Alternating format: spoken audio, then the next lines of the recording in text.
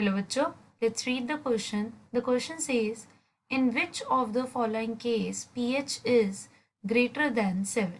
Option 1, 50 ml of 0.1 molar HCl plus 50 ml of 0.1 molar NaCl. Option 2, 50 ml of 0.1 molar H2SO4 plus 50 ml of 0.2 molar NaOH. Option 3, 50 ml of 0.1 molar CH3COOH plus 50 ml of 0.1 molar KOH. Option 4, 50 ml of 0.1 molar HNO3 plus 50 ml of 0.1 molar NH3. So the key concept that we will be doing in this question is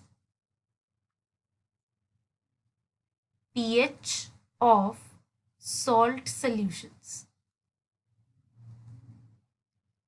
so one by one बच्चों हम देखते हैं हमारे पास जो भी questions जो भी solutions given हैं उनके पीएच क्या होंगे.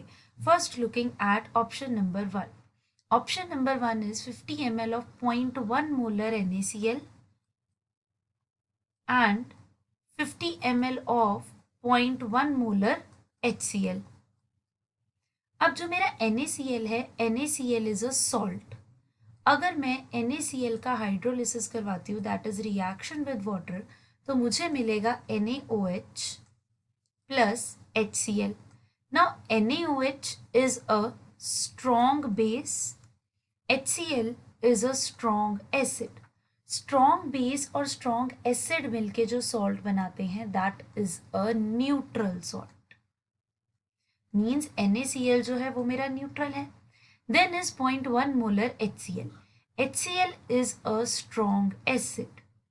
So अगर मैं strong acid और neutral salt का mixture बनाती हूँ, strong acid plus neutral salt, so मेरे पास जो resulting solution आएगा that will be acidic solution. Acidic solution का मतलब क्या है, इसका जो pH है that will be less than 7. Okay, coming to the second one, that is 0.1 molar H2SO4 and 0.2 molar NaOH, and दोनों का ही हमें 50 ml गिवन है. अब मेरा जो H2SO4 है that is a strong acid and NaOH is a strong base. दोनों ही strong acid और strong base हैं, तो मेरे पास जो भी salt ये form करेंगे that will be a neutral salt. Neutral salt का मतलब क्या है, that its pH will be equal to 7. Now अगर मैं इनका reaction करके देखूँ, I am doing the reaction because दोनों की molarity अलग given है. So H2SO4 plus NaOH will give me Na2SO4 plus H2O. Now if I balance the equation, it will be 2H2O and 2 NaOH. So H2SO4 और NaOH की जो ratio है that is 1:2, इसीलिए इनकी मोलारिटी भी 1:2 ratio में given है. So means ये दोनों कंप्लीटली एक दूसरे को न्यूट्रलाइज कर देंगे. मेरे सोल्यूशन में जितने H positive 0.1 molar H2SO4 will produce 0.2 molar H positive ions and 0.2 molar NaOH will produce 0.2 molar OH negative ions. सो ये दोनों एक दूसरे को न्यूट्रलाइज कर देंगे, कैंसल आउट हो जाएंगे, एंड मेरे पास जो रिजल्टिंग सोल्यूशन आएगा that will be a neutral solution.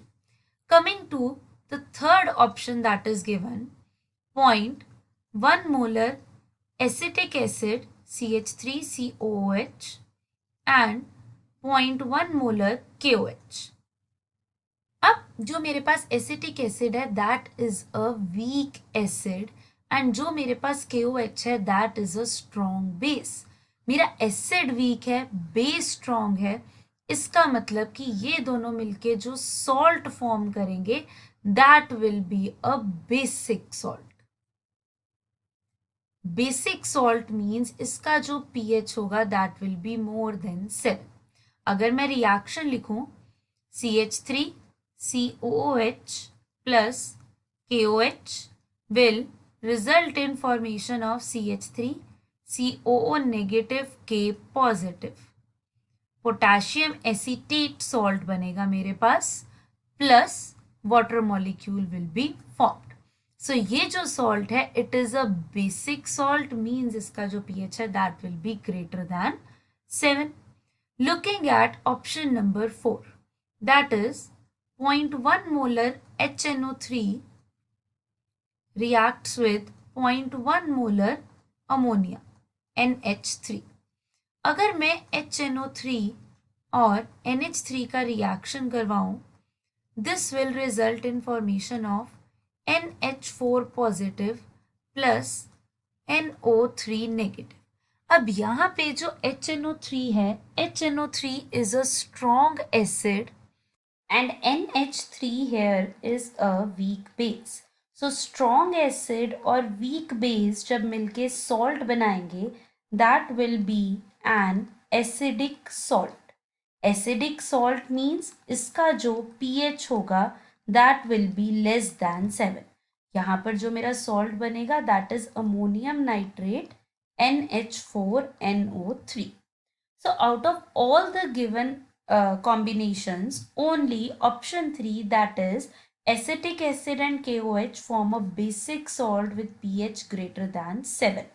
So the correct answer to the question is option 3, 50 ml of 0.1 molar CH3COH plus 50 ml of 0.1 molar KOH. I hope you all understood it well. Best of luck.